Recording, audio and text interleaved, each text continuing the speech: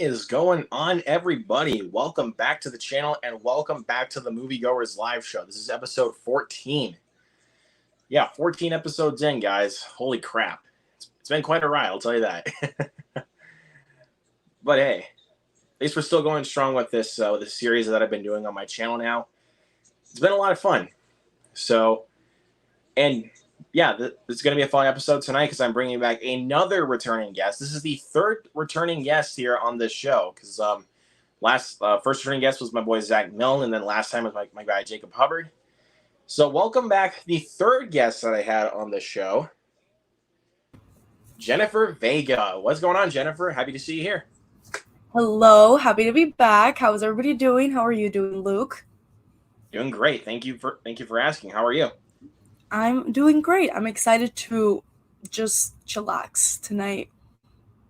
Yeah, need a little good chill night every once in a while. And plus, of course, even for a Monday, it's got to be nothing but chill. Yeah, a good start to the week. There you go. So, yeah. But again, we'll see how the rest of it goes, though, because we still got I got like a busy week ahead of me. Mm-hmm. A really busy week. Yeah, anything exciting happening? Mostly a lot of streams going on this week. Like, I have a lot going on. Like, every single day this week is nothing. Like, every single night this week, packed with streams. Nice. So, yeah, that tells you I got a lot going on in my life. So. That's the way to do it. Yeah. But then again, I still got traditional reviews coming up. Like, of course, for like Transformers: Rise of the Beasts, Elemental, The Flash, all that good stuff. Yeah, you're super consistent. I've been trying to get back to being consistent on YouTube, slowly but surely getting back on that. But it's really awesome that you're like constantly posting, constantly live streaming. Like, that's awesome, dude. Thank you. I just try to stay onto it. Like, even if it's not like it happens like every single weekend, I'll still do it, like, no matter what. Right. But I don't know. Like, I've been going to the theater so much, over the past few months. I've been going so many times, and it's like I kind of need a break. But yeah. But you know what? Maybe when it kind of starts becoming a little bit dead, like with releases, I'll probably take a little break because I have a quick question for you. Do you usually watch every single movie that releases, or do you usually tend to do the ones that you're interested in? Because sometimes there's some movies that release, but you might not be as interested in them. Like, how do you kind of go about that? With like the theater ones, or like what exactly? Yeah, with the ones in the theater. Yeah. Okay. Mostly it goes with the ones either that I'm anticipating or that I hear good things about the most. Like, interesting. Like, let me see. That makes sense.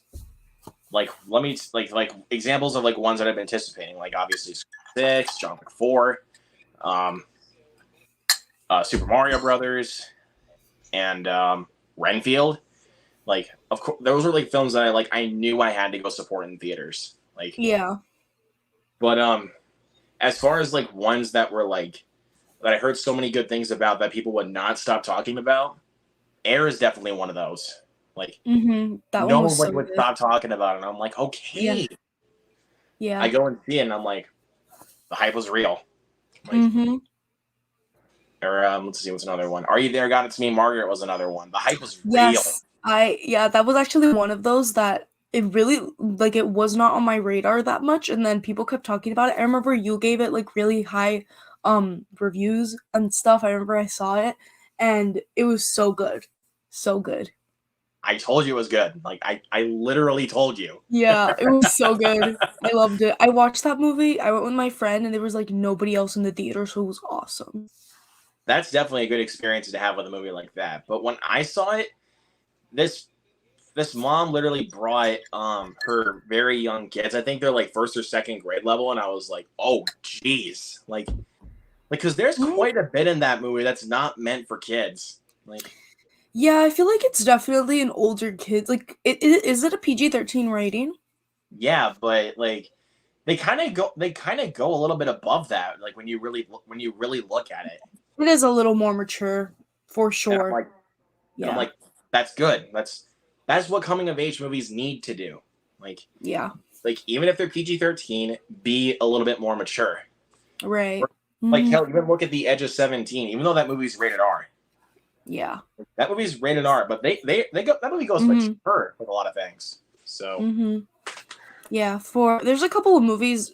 I go to the movies as much as I can, because I have AMC A-list, so I usually try to catch every release. But the ones that I think the only one that I missed, I lie. I think there's two of them.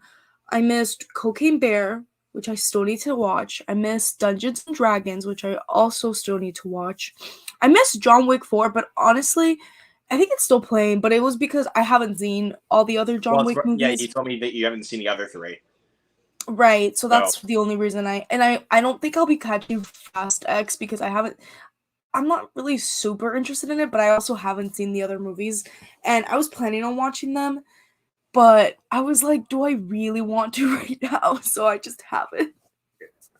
you didn't really need to anyway. Like, Yeah, I heard that, but I don't know. even though I'm I not like enjoy most of them, but interested. it's just those are for Yeah. schlock entertainment.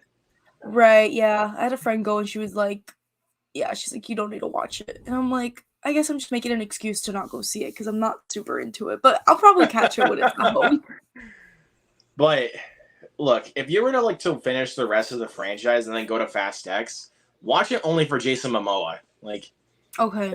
he just like he just demolishes that movie. Like, and I mean it. I'm just saying it in a good, Mhm. like, because he is such an over the top villain that it just actually keeps the movie going. He's that Nice. funny.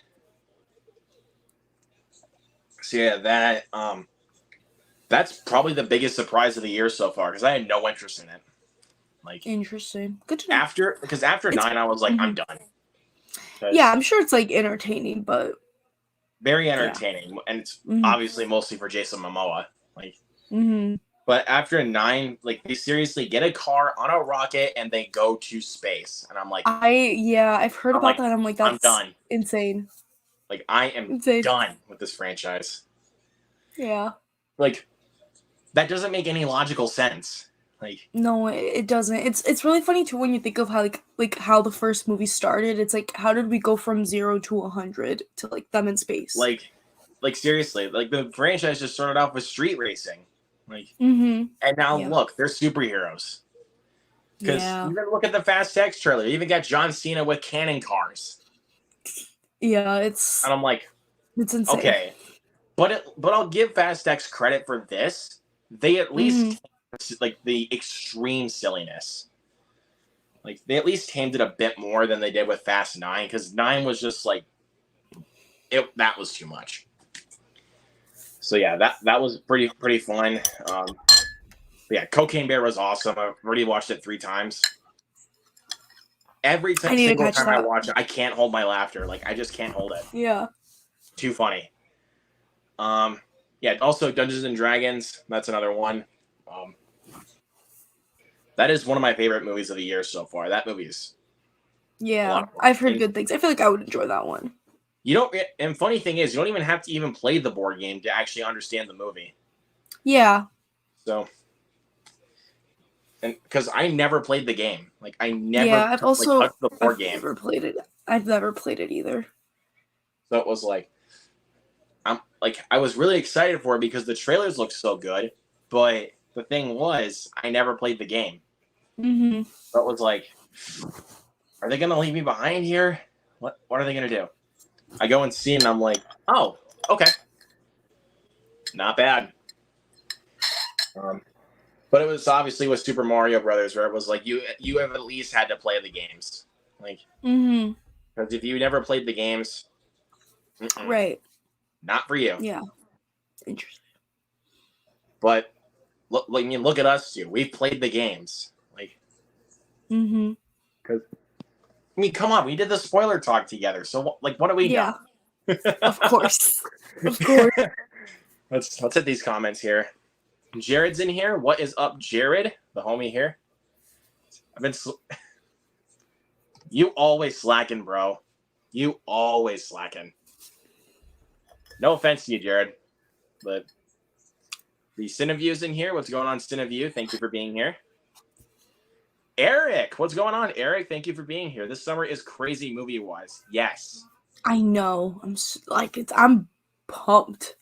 There's already literally just last week I think it was from The Little Mermaid to Spider-Man Across the Spider-Verse. And that week I saw 3 movies in the theater. It was The Little Mermaid, The Boogeyman, and then Spider-Man Across the Spider-Verse. There's so much coming out. And then it's so exciting. And then this week we got Rise of the Beasts. So, yeah. Which I'm gonna be watching that one a little later because I'll be going on vacation. So I'll probably I'll be going to California. So I'm honestly, if I have some free time, I'll probably try to go to some theater over there. But I'll be catching that one as soon as I can. The closest theater that's playing Rise of the Beasts. Yeah. And the good thing is, that movie's set in the same universe as Bumblebee, so you don't even have to even watch the other 5. Yeah, I want to watch Bumblebee. I've been wanting to watch that one forever. I've never seen a single Transformers movies though, but I do want to watch some of them. But I'm not gonna let that kind of stop me from watching this one. So I'm excited about it. Yes, for sure. Looks like a fun time. But me though, not really. Still not pumped. Yeah, I feel like it looks. Bumblebee, and I feel like it looks entertaining. But it's really? This is where we're going? Yeah, it's kind of funny. I just think it's something that, again, I've never seen the Transformers movies. To be honest, I've never been really interested in one. But I'm I feel like it'll be fun. I feel like I'll give one of these a chance. For once. Yeah, but so I'll just tell you the only ones you really need to watch, in regards to out of all of them, the first one, 3, and Bumblebee. Those are the only ones I think are honestly even worth your time. Okay. Just skip Revenge of the Fallen, which is the second one, Age of Extinction, and The Last Night. I mean, especially The Last Night. The Last Night. It's really bad. It is awful. Oh God. It is so bad. Now you've piqued my interest. I'm always so interested in bad movies because I'm no way they made this. Don't even bother with that. I'm telling you, don't even bother. Got it. Because that's the same thing I would say with films like obviously Jeepers Creepers Reborn or Cats even. Don't even bother. Or even Winnie the Pooh Blood and Honey. Don't bother. Yeah, why would you bastardize a childhood icon that was Winnie the Pooh? I remember actually, I haven't seen the movie, but in this last semester of college, I had to take a general communications class, and it was a law and ethics class. And for our final, they literally, the lecture was about copyright and communication and stuff, and they literally talked about, the Winnie the Pooh Blood and Honey movie, constantly. I literally had a paper on it, and I haven't seen the movie. Because it was about copyright and stuff, and I'm are you kidding me? Why am I literally learning about this movie? It was the funniest thing. I'm what's happening? If I was literally in that class, that exact same class with you on that, I would just be annoyed out of my mind. It was they constantly kept bringing it up in the copy, and the copyright section was so big for some reason. And I'm are you kidding me? The weirdest thing is the property went into free domain. Yeah, I know. Yeah, that was the whole that was the whole point of the lecture, because it was talking about what's free domain and what's gonna stuff like that. Yeah, it was the whole thing was wrapped around is it legal, and then it went into how it was anybody could claim it and do whatever they want with it and stuff. But yeah, it was definitely they decided to make a bad horror film out of that. Yeah, that's something. Yep. Andreas is in here, says greetings from Germany. Well, thank you for being here. Charles Clayton, what is going on? Thank you for being here. And we're doing great. Thank you for asking. No, I can't calm down. It's awesome. I still need to show my parents that movie. Like, I I need to. rewatched it recently and showed my mom and my grandma, and they both loved it. I just think it's such like it's like so wholesome. Like there's so many good things about it, but there's so many like the plot is so good. Like there's so many things going on that are just so great, and it has such like a great story. Like it, I don't know. I feel like it's such a good movie to show your family too. Like they loved it. Like, even if you like know the story, like Mm-hmm. even if you know the story, it's like you want to know exactly like how they completely flesh the story out. Yeah. Like, Mm-hmm.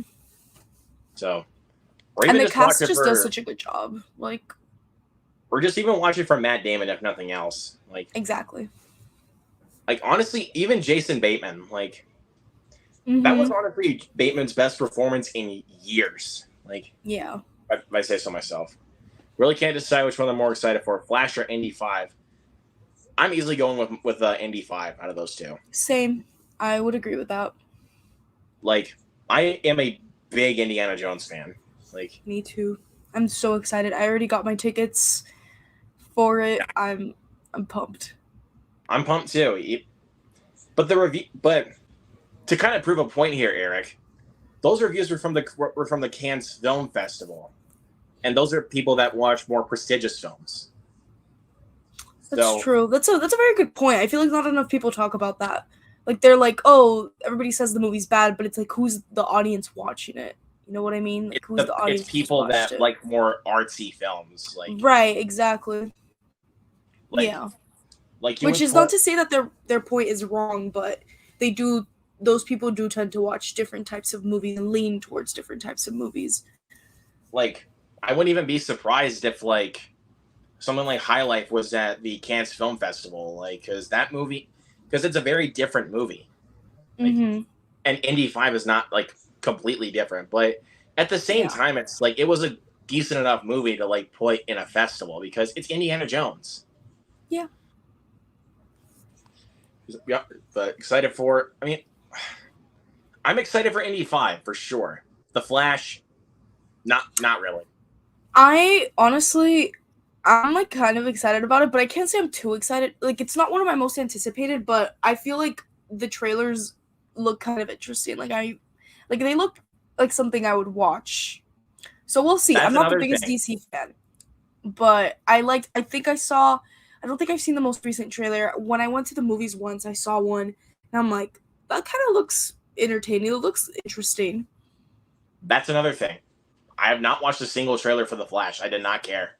Mm. My theater has not even gotten the trailer one time. Oh my gosh, really? I feel like Well, I usually get they've 3 definitely trailers per played. movie, so it's like I don't really consider that a big deal. Mm, I Because feel like that's you've the same thing gotten with Across the Spider yeah. Verse. I never got the trailer for that, and I walked into it completely blind. So you only your theater only shows 3 previews before 3 trailers. Mm-hmm. Wow, And mine shows so many. It's insane. well, it's because my theater is only a small like theater chain, Mm, so it's like got it. I've gone to bigger theater, like I've gone to like a Cinemark before, and they show like 6, 7, or 8 previews, like Yeah, because like the last time we even went to the Cinemark chain was when I saw The Covenant, and yeah, like seriously, like there was like 6 trailers before the movie even started, and I was like, yeah. They play so much. I swear there was like 7 or 8 when I saw Spider-Man. Like I swear. yeah, I mean, I even remember actually speaking of Spider-Man back when No Way Home came out. That we went like opening night and the theater was packed, and every time a new trailer would come out, everybody would like together be like, oh, not again, like not another trailer, like they that's go the so point of big long, theater chains. They always get the big trailers. and Like, then they go so long, and then in AMC then they play the Nicole Kidman thing, and then if you're watching it in IMAX or Dolby, they play their own like little promo thing, so like you literally spend 30-40 minutes like watching all these stuff before the movie begins. It's like insane. yeah, but The times I've gone to a smaller theater that I have nearby, they literally don't play any trailers. So, yeah. that's something right there. Like, Yeah, like that one literally like it'll if the movie's like at 7, it'll start like 7:05, but there's like no trailers. Like, it just starts. But that local theater here like It's around like 10 minutes from my house. It plays really. It usually plays smaller films. Like it doesn't really play a lot of the big ones. Like it won't be playing Spider-Man. Wouldn't be I know it's playing playing. Mission Impossible or anything like that, or It depends. Like it's playing oh my god, Oppenheimer, but like it's playing that one. It's gonna be playing Asteroid City, but I don't think it would. Like they well, I mean haven't. that would make sense, like Yeah, but because it's a Wes Anderson movie. I haven't seen them post about Mission Impossible or anything. But they usually like I feel like Oppenheimer's like the biggest one they're going to be playing. It's a Christopher Nolan movie, so it's like Yeah. that. It makes a lot of And they're sense. also because in that local theater they do a lot of like they use like real film, so they're kind of marketing it as that as well because of the like 70 millimeter film that he's using. The movie was So shot with IMAX cameras, so yeah. I just skipped Fast X. I've seen all the previous ones, never been a fan. I wanted to give it its fair chance, man. I walked out having a good time. So, seen Across the Spider-Verse already twice, and it's such a great movie. Nope, I'm not spoiling it for anybody yet. There is a lot of Easter eggs in Across the Spider-Verse. There's so much stuff. Let's see. View with Drew. What's going on, man? Thank you for being here. James Bond went to space, but not. I know that. But at least it wasn't like done such an like an over the top fashion where it was like I could just I'm just like really, but it's whatever. Let's me see. Oh, I did a little jump. Guardians 3 and Spider-Verse are definitely my favorites of the year so far. Spider-Verse is my favorite. Yeah, Spider-Verse is also my favorite. Like, and that's the highest rated film on Letterboxd right now with a 4.7. Yes. I saw. Insane. And that's good though. I'm glad it's getting the support it deserves. Yeah. Like, no, I've seen people be like, how is it the highest? And I'm like, no, I genuinely I finished editing a video talking about it, which will go up on my channel soon, and like I just like that movie is so good. Like I haven't felt this excited about something in so long, like so consistently throughout the entire movie. And it was like so beautiful, like one of the most beautiful things I've ever seen. I loved it so much. Yeah, and I kept saying this for so long until I saw Spider-Verse that it was gonna take a lot for a movie to beat Mario for me, but they did it. They beat it. I was like, yeah. Well, you know what? So is Mario your number 2 now? Yep. 2 animated movies. That's awesome. Yeah, in a row. Like, how crazy would it be if, like, for the rest of the year, an animated movie stays as my number 1? Yeah, like, that'd be crazy. That's or hell, awesome. even like when Mission Impossible comes out next month, how crazy would it be for 2 years in a row that Tom Cruise takes the number 1 spot? Yeah. Seriously, because he took the number 1 spot last year for me with Top Gun. It's like, yeah, if he can do it again, like that's gonna be unheard of. Like, yeah, he could do it again.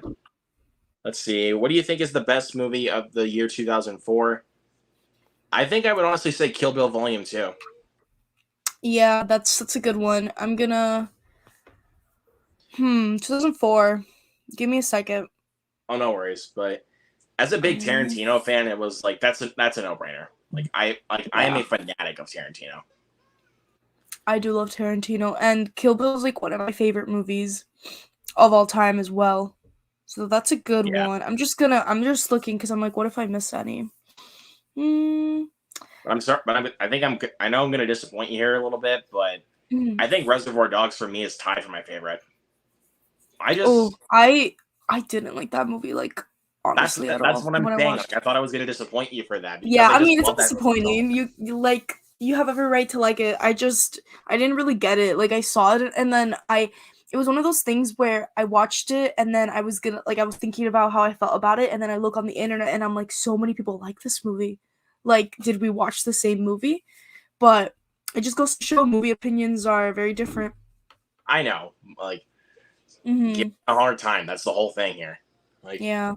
But okay, I'm gonna Kill Bill Volume 2 is a good one, but I just realized Harry Potter and the Prisoner of Azkaban came out that year. Before Sunset is a good one. Saw's a good one. Saw did come out that year. Ray with Jamie Foxx, where replays Which one, sorry? Ray. Oh, I haven't seen that movie. Collateral also came out that year. That movie's really good. If you want to talk about like excellent Tom Cruise performances, like outside of his like big blockbuster stuff, that one's it right there. Yeah, Collateral's great. I love that movie. But yeah, Prisoner of Azkaban definitely that is my favorite Harry Potter movie. That is my Yeah, favorite. me too. Yes, thank you. Yeah. And I was gonna show you this steelbook I got for Reservoir Dogs. Oh, yeah, I'd love to see it. So like these like Oh, little yes. lion slip covers. Yeah, I saw that one. The So one with the cool. ear cut off. It's so creative. Like Yeah, I really want to get the one. Have you seen the American Psycho one with like the mask? I want that steelbook so badly, but I can't get it anywhere. Like Really? Do they not sell it anymore in Best Buy? I have to look again, but like the last time I kept checking, like they never had it, and I was like, Oh my god, wait, I want to check if they have it in my area. I'm very curious.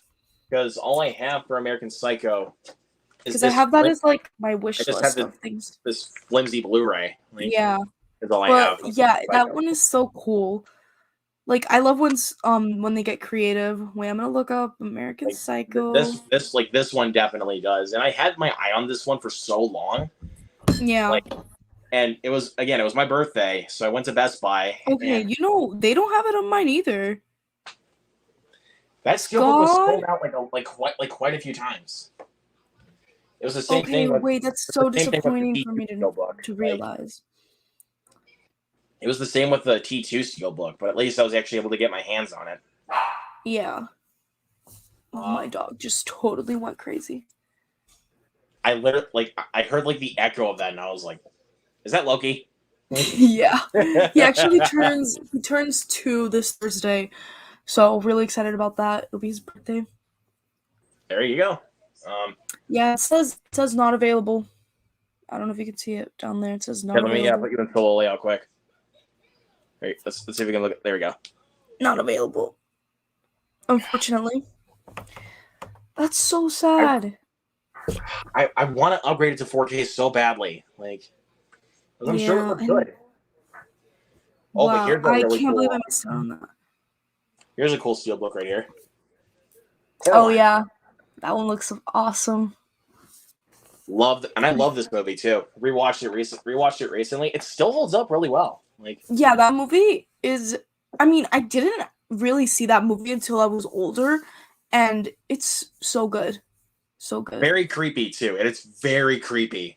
Yeah, Like no matter how old you are, that movie is still creepy. Like yeah. I I think think. out of like the kids like horror films, I guess you could say. I Mm-hmm. think for me, it's up there with Monster House as the scariest one because Yeah. Oh Monster my House God, Monster scared me as House. a kid. I haven't seen that one since I was a kid. That terrified me when I was younger.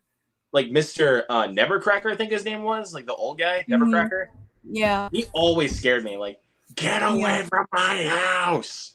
It was Like, so scary. I think I found the steelbook for $120 on Amazon. get out of here. Like, I don't even know if it's that one. Like it doesn't have a picture, but it says American for Psycho. American Psycho. Like, Yeah, it says American Psycho limited edition steelbook, but it doesn't have a photo. that's But ridiculous. Like that's crazy. who in their right mind would pay $120 for that Well, one steelbook? I bet you somebody will. Yeah. I mean, Spider-Man 2 is a good one too, but I wouldn't say it's like the best of 2022. Yeah, I agree. I agree with that. And plus, hey, I don't even. I prefer the first one over the second one. Out of the Maguire Spider-Man movies, I prefer the first one. Yeah. Let's see. Lance Jackson, what's going on, man? Says Casino Royale and No Time to Die are my favorite James Bond movies. Casino Royale is the best one by far, no question about it. I agree with that as well. I love Spider-Man, but in terms of No Time to Die, I liked it when it came out. I haven't rewatched it since, but I wouldn't say it's like one of my favorite James Bond movies. I think for me, it's on par with Skyfall. Like in regards to where I would rank it.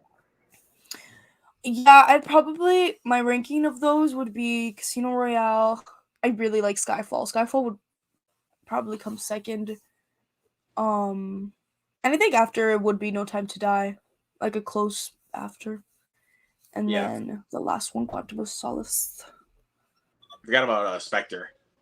Oh my God, Spectre! Yes, you're right. Wait, that one came out. That came after Skyfall. Yeah, I don't even. I think I would probably put No Time to Die before that one, on top of that one, Spectre. Okay. Or I don't know. I don't really. Is that the one? I'm trying to remember because it's been so long since I've seen them, and like they kind of they don't mesh. They don't all mesh together. I could remember what happens in Skyfall. This is the one with what's his name? Talking about Christoph Waltz. Yes. Yeah. Yep. That's him. Yep. Yeah. Because I know because he's the villain in Spectre. Like. Mm-hmm. Like I kind of know what every single villain is in the Daniel Craig ones. Mads Mikkelsen was Lashif in Casino Royale. Matthew Almeric from the Grand Budapest Hotel was Mr. Green in Quantum of Solace, aka a very forgettable movie. Yeah, that movie is so like I can't even tell you what happens. From my memory, and I haven't seen it. I haven't seen it since I did my James Bond watch a while ago. Yeah, it's not very good, but yeah. Skyfall, Raul Silva, one of the most terrifying villains, like I think of the entire franchise. Yeah. I really like Skyfall. I remember when that one ended, I felt like very impacted. Like I don't know. I think that one's really good, especially on an emotional standpoint.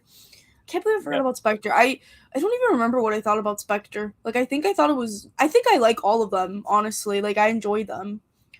But yeah, and then yeah. And Spectre obviously was Christoph Waltz, and I think the one that's honestly tending to be overlooked right now is from No Time to Die, which is Rami Malek. Yeah, I wasn't the biggest. Like, I don't think he did a horrible job, but I don't know. He wasn't incredible. I mean, he wasn't like the best part of the movie, like not even a question. But I mean, I did really like his villainous like part in it because I feel like Rami Malek does. I really like his villainous approach when it comes to playing villainous characters. Like, I like his approach to it. Let's see. Oh, you're talking about Spider-Man 2. Because I saw because it said Spider-Man 3, and I was like, oh no.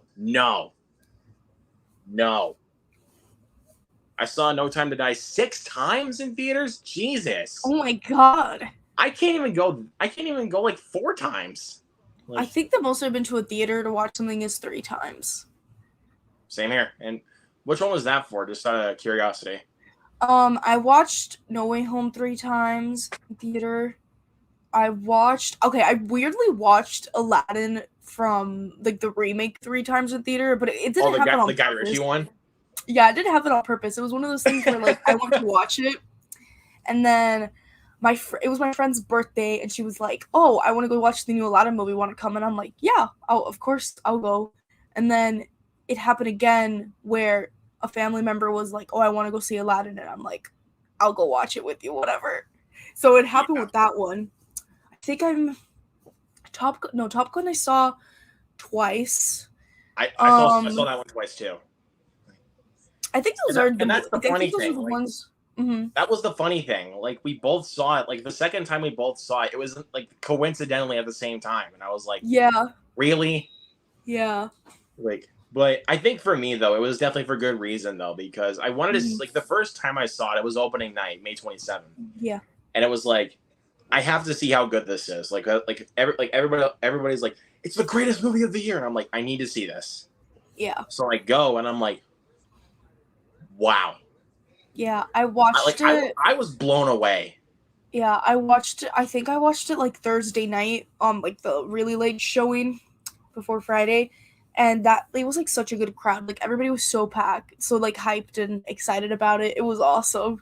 And we actually, and I was the first person to stand up and clap like after the credits like really started rolling for Top Gun the first time, and people actually joined me, and I was like, yeah, thank you. Like that's awesome. And I actually felt so good about that because it was like they actually were cheering for good cinema. Like, yeah. Unless you're talking about Firestarter. fuck that movie. Because seriously, I'm not even joking you. Like in the film, like when the credits started rolling, there were students that actually like gave the film a standing ovation. I was like, what is wrong with you? Like, genuinely, like, Yeah. what is wrong with you? That was bad. Like, and then people actually gave The Little Mermaid a standing ovation, and I was like, good. But this is like the most awkward standing ovation I've ever been a part of, like in my life. Like, yeah. And funny enough, it was for The Black Phone. Out of all movies, it was for The Black Phone. Pretty funny. And the funniest thing is, when the credits, like when the screen cut to black and the credits started rolling, I stood up and cheered, and nobody else did. And I was like, really? Like I felt so awkward doing it because it was like, that was such a good movie, and everybody else is like, that's fine. I'm like, go home. Like, Dave, what's going on, man? Thank you for being here. Thank you as always for stopping by. We got you, Eric, for the India love. I love Indiana Jones. Like, literally just rewatched Raiders like last week. I'm gonna start rewatching them this week, and I'm so excited about it. I love those movies. I freaking love Raiders, but I think probably sometime this week or so. I don't know for sure if I will or not, but I'm definitely going to be rewatching Temple of Doom, which is my personal favorite indie movie. Yeah. Like, I just love how dark the movie goes. Like, that, for when I was younger, that was the one I used to always want to watch because I just thought it was so entertaining and like it was so spooky, and I kind of liked that as a kid. It's very dark. Like, it's and no, I'm not saying light wise. Tone, like the tone is incredibly dark. Yeah. With that movie. Tracy, long time no see with you in the chat. Thank you for being here. Hello, how are you? The Flash looks so good. Come on, like it might be the Batman version of No Way Home. Really? I wouldn't go that far, honestly. Like, the movie's been delayed too many times to a point where I just stopped caring. I've never seen Michael Keaton is Batman in the Tim Burton movies, right? Yes. Yeah, I haven't seen those movies. So I'm not like pumped in that way of like, oh my god, he's back. Because honestly, I've never seen him in the role like before. Well, and plus, like even people hyping up over like with Grant Gustin, who was like the Flash of the TV show. Like, I never watched the show, so how am I supposed to care? Right. Let's see. I know, but at the same time, I'm like, I'm fine without seeing the trailer. Like, I don't care. Like, because like the funny thing is, like it was after the Super Bowl. I saw Quantumania twice, and I promise you that was not intentional. Like, I promise. Because I saw it opening night with my family the Thursday, and I'm gonna turn off my camera really quickly because my battery is working out, but I'm listening and my microphone is on. Be right back. Okay, good. But I got the same 3 trailers both times when I saw Quantumania, which were for Guardians Volume 3, of course. Like, why would it not be Guardians Volume 3? That movie was just amazing. What else did I get? Champions, the Woody Harrelson comedy from Bobby Farrelly. And then of course the movie I would go to see the next weekend because it was literally like a week away, was Cocaine Bear. Like, yeah, that tells you something there, Eric. Guardians 3 is personally still above Spider-Verse for me, but I can totally understand the praise for Spider-Verse all the same. Yeah, for sure. I mean, when I walked out of that movie, I was like, bro, if there's, I think Super Mario Brothers might actually have some competition. If I'm being honest with you, I think that movie actually might have some competition. But all of a sudden, Spider-Verse is the winner so far. Like, no question. Django's my favorite Tarantino movie and one of my favorite movies of all time in general. Django's great. Yeah. My personal favorite's Inglourious Bastards. Like, the dialogue is so clever, and the way that Tarantino kind of plays at war films, like, very smart. Like, and Christoph Waltz, really good. And Christoph Waltz, his Oscar win for that year. Yeah.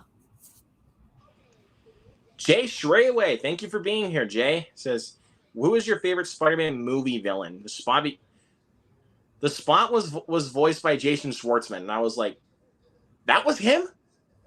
Like, Yeah. I love that dude. For me though, I gotta go with Doc Ock. Like, Doc Ock is my dude. Alfred Molina. Yeah. Getting to see him back in No Way Home, I was like, bro, I'm so glad they brought back Alfred Molina. Yeah. It was So really good. Who's yours, by the way? Mine, I think it would be Willem Dafoe as Goblin. Like I don't know. It's so scary. Like I just think he's terrifying. Even look at his laugh in No Way Home. Like, it's even creepier than it is now, or than it was before, because obviously he's older. Yeah. Oh god, that mask. It's time to die. Like, good guy. Draven Mayberry, my boy Draven. What's going on, Draven? Thank you for being here. A film from 2004 that I find underrated. Yes, Hellboy. I really want to watch that movie. That's the Guillermo del Toro Hellboy that we're talking about. Yeah. That's the one that I want to watch. That's the good one, and also the sequel, Hellboy 2: The Golden Army. Mm-hmm. It's also good. Just skip the remake. I just finished Spider-Man Across the Spider-Verse. Fantastic. Just finished nice. Spider-Verse is great. Wreck-It Ralph, my other favorite movie, right up there with Curse of the Black Pearl. Good picks. Yeah. Good picks. Tell me if you all agree. Rami Malek was good in No Time to Die, but his performance as Freddie Mercury in Bohemian Rhapsody was better. Yes. Yeah, I absolutely would 100% agree with that. I mean, that's the only movie he won an Oscar for. So, I mean, there's no question why that performance is better. Mm-hmm. So he did a really good job in that movie. And the way he just incarnates Freddie Mercury, it's like, I don't think there's anybody that could do it better than him. Mm-hmm. Like, no question about it. Casino Royale, Skyfall, and No Time to Die are all pretty close for me. No Time to Die isn't as tight, admittedly, but the filmmaking took my breath away, and it's the most emotional of them all. I can kind of agree with that, but I think Skyfall just hit the emotions a little bit better. I agree. Because, spoiler alert for anyone who's not seen Skyfall, M dies at the end. Mm-hmm. Yeah, because Bond did not make it in time. Yeah, that was like dark. I was like, wow, like they went there. And I really liked it. Like, it showed you that that Sam Mendes was not afraid to actually go to that length to actually kill her off. Right. Because we knew her for like 17 years or so, because she was first introduced in the movie GoldenEye, the first Pierce Brosnan Bond movie. That was when she was first introduced. So yeah. Let's see. GM Light, thank you for being here. Guy who saw No Time to Die 6 times is a king. Most I've been 3 times, Endgame and No Way Home. If you guys know me, the movie I went to 3 times was obviously the Super Mario Brothers movie. It was for good reason. Like, that was the movie I planned to see multiple times. Like, and the movie hit $1 billion within 15 days within release. Like, and it was like, it's deserved. Like, 100%. I don't know what's the next movie that's honestly going to be hitting that mark. Like, if no other movie this year hits that mark, I'm going to be shocked. Like, but at the same time, I'll be happy though, because I mean, Mario deserves it, because there's Mario fans all across the world. Like, because I mean, I don't even know how to say it. Like, there's every generation of Mario, like, in that film is meant for those people. Like, yeah. And I still cannot believe how good that final fight was in the third act. Like Mario and Luigi getting the Power Star. Like, oh my god. It was so exciting. And I was like, dude. Like, and again, we talked about this in the spoiler talk. You feel the connection with those two. Like, yeah. Even especially in my opinion, it really makes the movie, like, it's one of the better parts. And, like, I loved it. Yeah, and even like when Luigi gets what's it called? It's like the lid that goes to the sewer. He grabs that, like, when Bowser's like getting his fire on, and like you feel that when he says nothing can hurt us as long as we're together. Like you feel that because it's like because you can tell that they're good brothers. Mm-hmm. Let's see.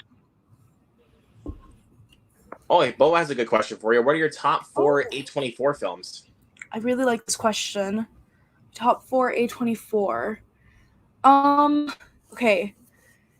I haven't thought about this. I definitely know what my favorite is. I think Luke knows what my favorite is. Do you mind if I say it? Like, okay. I think I'm gonna go from 4th. Okay, I'm gonna think about this. Okay, I haven't thought about this. My top 4. Okay, I think my 4th favorite, and these numbers aren't even super exact because I'm thinking on the spot here. I really like the movie Room with Brie Larson. So one she won an Oscar for, I believe. That movie's fucked up. Like, Oh yeah, we were talking about fucked up movies. with High Oscar. Life. Like, Yeah. we were talking about that earlier before we went live with the movie High Yeah. Life. That's another one.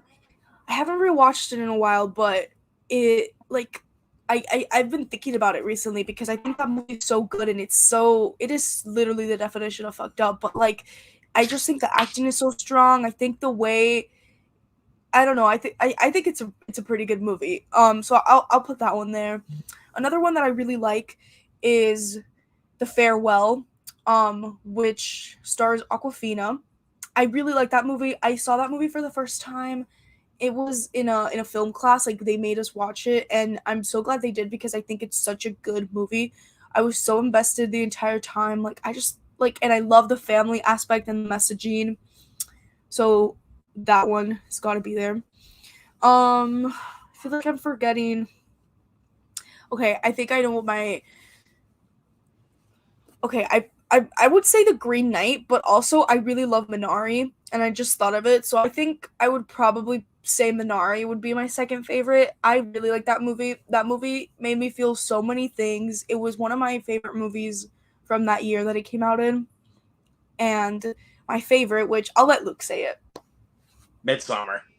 Yeah, it's Midsummer. I love that movie. That's one of my favorite movies of all time. It is also very fucked up. Like it is.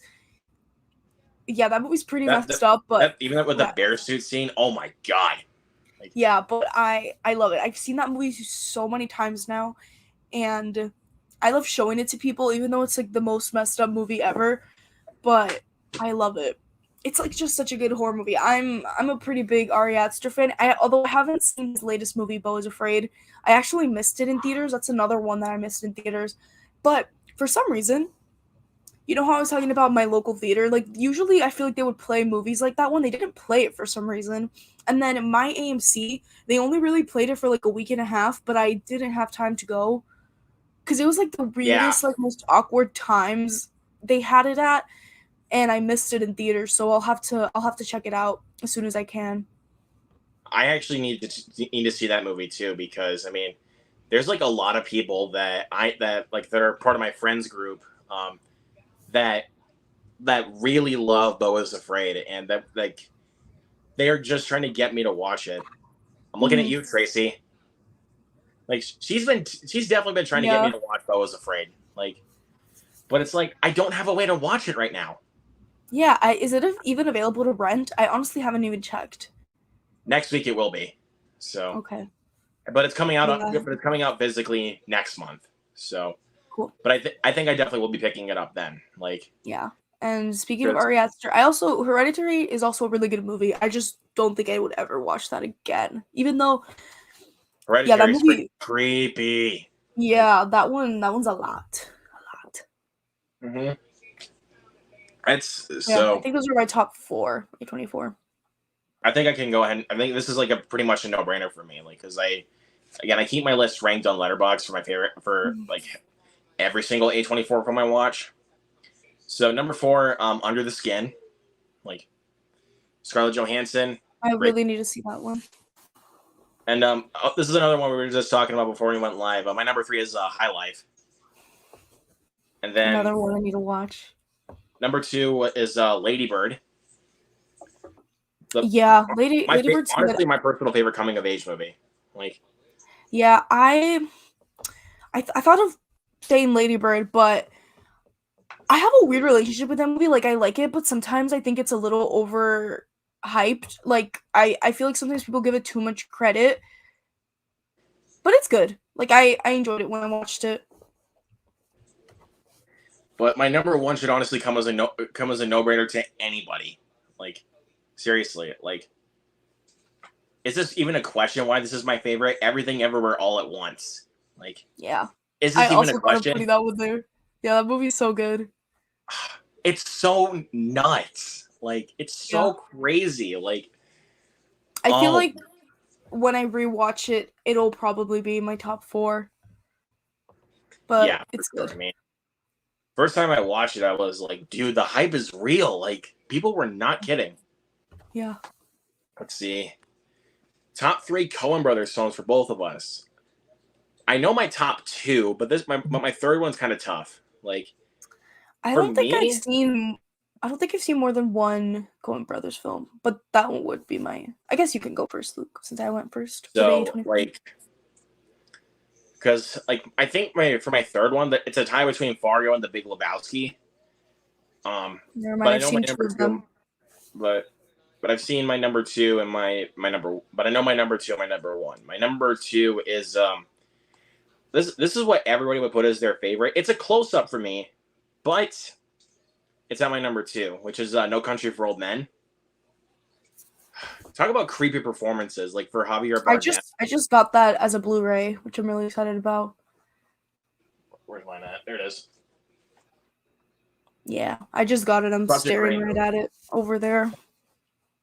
I bet you that Javier Bardem just really just looking at you right there. Yeah. Anyways, not trying to get weird, but you know, um, but my personal favorite is one that no one really talks about. A Serious Man with Michael Stuhlbarg. I haven't seen that one. Super overlooked. Like no one Yeah. talks about it.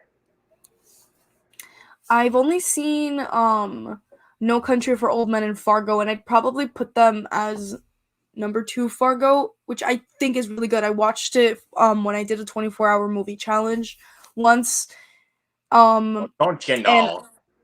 I really like No Country for Old Men. Like I think that movie's pretty awesome. It's like Yep, such a good thriller.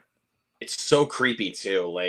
Yeah. Like even for just a thriller, that movie's creepy. Like No, it's like extremely creepy. yeah, and I know a lot of people do complain about the ending. I love the ending. Like I like it. I don't really have any complaints with it. It works for me. I because I really heard like it was that movie. taken directly from the book, and I was like, well, that's not complaining. I can't complain about Right. that because I never read the book. Mhm. I thought the ending was genius. So saw Scream 5 twice in theaters. That was a good movie. Like Nice. saw Top Gun Maverick twice. Saw Wakanda Forever twice. Puss in Boots. I saw that one twice. For good reason. Like there's. Do you really think I would have not taken the opportunity to see that film a second time? Like Yeah. so good. Like what's another one I saw twice? Missing. I saw that movie twice in theaters. Oh, I That saw movie that is one so recently. It twisted. was Like pretty good. Like so many twists that I did not see coming. yeah, like if you predict any of those twists, I don't know what you're doing. Like No, I did not predict any of them. I I know was I'm like, talking about like for other what? people that are gonna watch No, that yeah, movie. yeah. I know. It was like, I was like, what? Like the whole time. Yeah, I even told that to my mom because she saw a little bit of it before she went to work, and I was like, I'm telling you, there's a lot of twists and turns. Yeah. But that final twist, I was Mind like, blowing. I was like, did they really do that? Like, Yeah. oh my god! And it was so haunting. Like, Mhm. even especially when it comes to the film's third act. Like, anybody has not seen Missing, please cover your ears because this is going to be a big spoiler. When June's Mute. actual biological father takes her back to the old house, like, and ties her up, and her mother has been held captive the entire time. Like, Yeah. and I was like, did they really just do that? Like, no, what that is Yeah, haunting. I thought it was really good how they played that scene, like the scene before out, because you have the person like you have like the Ring camera being like, oh, somebody's knocking at your door, and you see it's her dad, and you're like, wait a minute, like what's going on here? That her dad is there, and Well, then and plus, it plays out. it was the guy on the phone was Jimmy the church guy apparently. Yeah. That it was, and it was, but then it's revealed like when he takes the hood off that it's actually her biological father, and I was like, yeah, wait, I thought he was dead. right. But then it's revealed later on, like after Yeah, they explain everything. After they explained like when Grace or Sarah, technically that's another twist. That when they got in a big argument, the father was actually threatening to kill her. But that obviously was a big mistake because that got him caught up in the pen. Yeah. So be careful what you say, fellas. Please be careful what you say. Flash TV show was a really good one. I still have yet to watch it, but one of my friends told me that I should only just watch up to season 3. So, Grant Gustin, I thought I heard about that. Like, I heard about those rumors that Grant Gustin will probably be in the movie.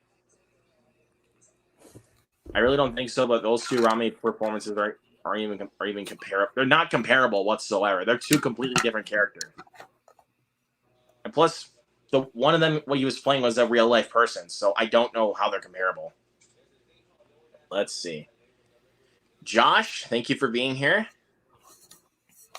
Also, find it very unnecessary that they are planning another Hellboy reboot instead of doing a third film with Ron Perlman, because nothing against David Harbour, but Ron Perlman. Yes, I agree. Ron Perlman is Hellboy. Look, as much as I love David Harbour, just don't do another one with him, because the studio will screw it up again. Yeah, Lionsgate, you screwed up Hellboy. How could you? Got hammered and spent $30 on Mario and had a great time. My wallet didn't. Oh my god, no! The devil's inside the wallet. What the hell? Anyways, any hated horror sequels? I think the most hated one, in my opinion, I'd probably say Nightmare 4 for me. I think that one's pretty overhated, in my opinion. Yeah. I'm on the side that thinks Nightmare 4 is awesome. Like, I love Nightmare on Elm Street 4, The Dream Master. Like, plot holes aside, yes. Yeah. It's awesome. Like, the food don't kill you, the service will. Just Freddy eating a meatball, eating meatball that's a human face. Ugh. It's gross. Yeah. The most times I went to was 3 times, but after COVID, I really started going more for a while. The Suicide Squad, No Way Home, and the Batman I each saw 5 times. Guardians 3, 4. Jesus, dude. Nice. That's a lot. Most I've gone to was twice before, but then it was Mario, because I've also saw Guardians twice, and I saw Evil Dead twice. And ironically enough, I saw Evil Dead a second time on Mother's Day.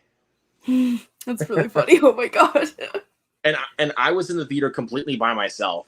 Like, that's hilarious. Like, imagine taking your mom for Mother's Day to see Evil Dead.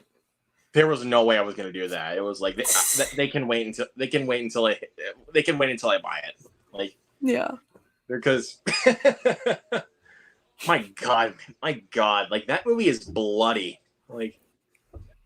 Like even when I saw it the second time, I did not remember it being that bloody. Like, yeah, so gory. Let's see, for Bo, it's Good Time, Uncut Gems, Moonlight, and Beau is Afraid. I really want to watch Moonlight. That's one that I desperately need to see. It's a good movie, but it's not like that overly memorable for me. Really? I've heard, I don't know, they always talk about it in so many of my film classes. It's one of those that I just haven't seen.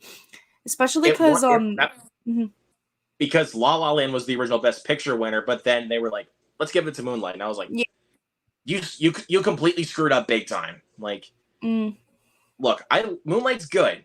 Like, I'll give it that. It's a good movie, but La La Land was the clear winner. Yeah. they also they love talking about it in my school because the director well he came to my school, like he did a lecture for a class. I wasn't in that class unfortunately, but I think he like grew up in South Florida, so they're always like watch Moonlight, but I still haven't seen Moonlight, so I need to do that one. But there is one scene involving a chair that was pretty brutal. Yeah. I'm not telling you anything else. Yeah. That's just the context of it. Waves. A lot of people also talk about Waves. I've not seen that movie either. Yeah, I haven't seen it. My sister has got to meet multiple of people that starred in A24 films. Nice. That's cool. Not an A24 fan, but I liked The Disaster Artist. Oh, that movie is so freaking good. That's definitely top 10 Yeah. for me. Oh, hi, Dougie. Let's see. I was going to see Beau is Afraid, but after so much disclosure around it, I thought it'd be best to just avoid it. Well, I don't want to get too much into that, actually. I'm still trying to unsee Hereditary and Midsommar. Jesus, dude. Okay. Top 5 for Josh. Pearl, The Whale. Oh my. I don't know. I really want to watch it again, but at the same time, I can't do it. Like, because I'm going to, like, legit, like, I'm just going to be bawling the entire time. Like, that movie is so sad. Let's see. Disaster Artist, Barely Lethal, and then Room. There you go. I agree with you. Enough with the Brie Larson hate. 100% with you. I agree. I mean, even I just rewatched like Captain Marvel not too long ago. That movie's actually pretty good. It's not bad. Yeah, I always thought that movie was very overhated. Like, it isn't the best thing in the entire world, overhated. but I do agree with but you. it's like it's just fine. It's good. Like, yes. Yeah, I don't know. And I saw the trailer really for the Marvel the first time I saw Guardians 3. The first time I saw Guardians 3, and I was like, solid. That actually looks really solid. Exactly. Thank you. But then again, I still need to watch Miss Marvel before I can go see the Marvels. Because I have not seen Miss Marvel yet. I like Miss Marvel. It was cute. I mean, well, the reason why I need to though is because of obviously Kamala Khan. Right. Because she's being teamed up with Monica Rambeau and of course Carol Danvers herself, Captain Marvel. Yeah. So, how do you feel about the Maze Runner director Wes Ball doing the new Planet of the Apes movies, Kingdom of the Planet of the Apes? Look, I mean, I'm kind of on board with this idea, but at the same time, it's like we don't need another one because they ended it perfectly with War for the Planet of the Apes. It's another franchise I need to watch the movies of. I have some of the movies in my collection and I haven't even seen them, and I really want to. Rise, Dawn, and War are easily the best. Like perfect trilogy. Especially with Dawn of the Planet of the Apes, that is that's no question the best one. Like, yeah. I still hate the death in Scream 5. No spoilers if you know. I think I might know what it is, but at the same time, it's not clicking with me. Really, I think. I mean. Oh, wait a minute. To clarify, I think I know what it is. Again, spoilers. I'm just gonna go ahead and say it because even if it's a live stream, so I can do spoilers. Dewey. Yeah. That hit hard. Like, I hate it because I like the character, but also I think it was like I think it was a really smart like plot device because it's kind of like the only like realistically that's the only thing that would bring Sydney back to town. You know, because it's like how else are they gonna like drag her in there? I was just thinking about that. But at the same time, it's like this was a legacy sequel, so it was like one of them had to die. Like, yeah, I just really hated. The only thing I actually did hate about his death was who killed him. I was like, how did how did you, Shorty, kill Dewey? Exactly. I'm like, how did you do that? Like, genuinely. And like, yeah. Because honestly, what would have made it make more sense if it was actually Richie. Like, right. I agree. Because he's not Ghostface for most of that movie. It's mostly Amber Freeman, and I was Yeah. like, how did you kill Dewey? Like, Right. Yeah. Doesn't make sense to me, but I guess it is what it is. but also, if you guys have not seen Scream 6, there's a big twist involved now, rather than just the killer reveals. There's a big twist. Like, I was like, wait a minute. What?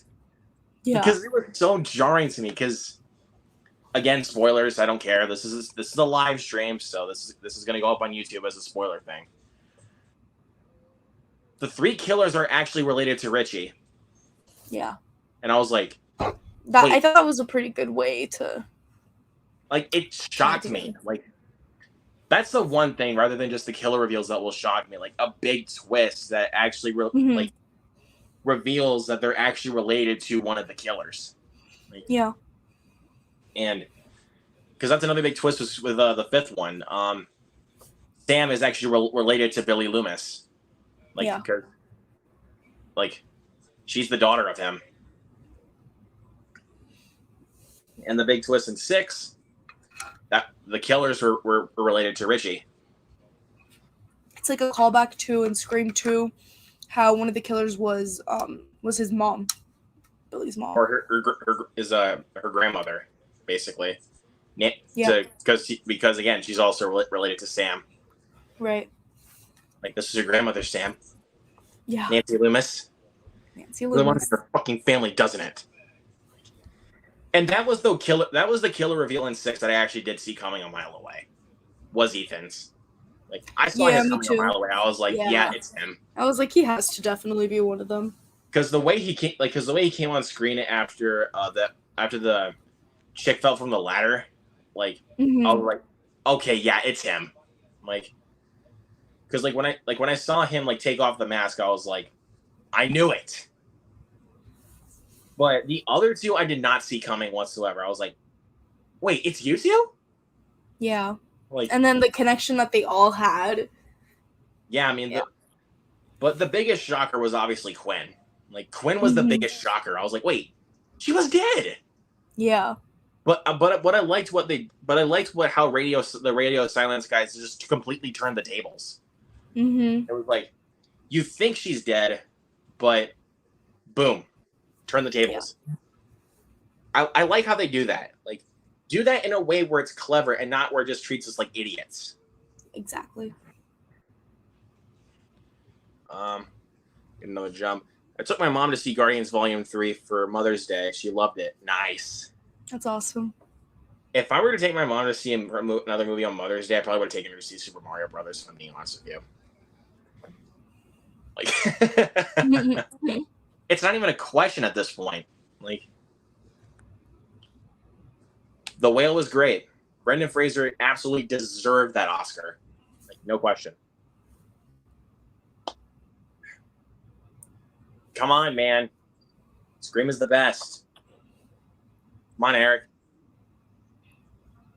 I was so pissed this first. Yeah, makes sense. Have you guys seen Training Day? Yep.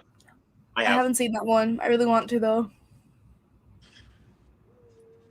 I think, yeah, it was Denzel Washington that won the Oscar for that movie.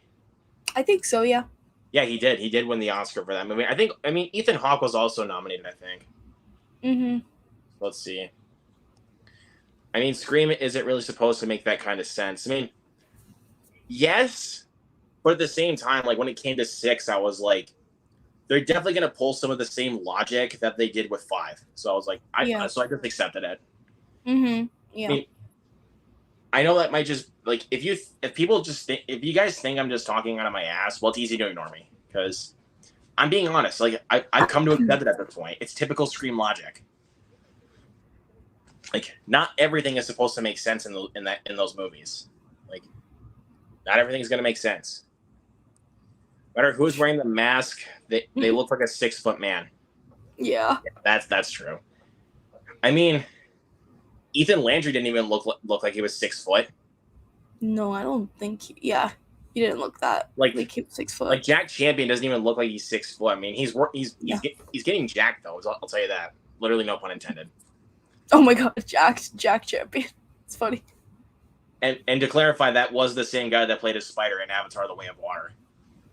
Mm-hmm. That was him. And but Detective Bailey though definitely looked like he definitely fit for Ghostface. Yeah. Like Dermot Mulroney definitely kind of has that height with him. Like, but it, but but the weirdest thing was like when it came to his reveal, he wasn't even wearing the mask. Like, Nope. and I was He like, didn't do the taking it off.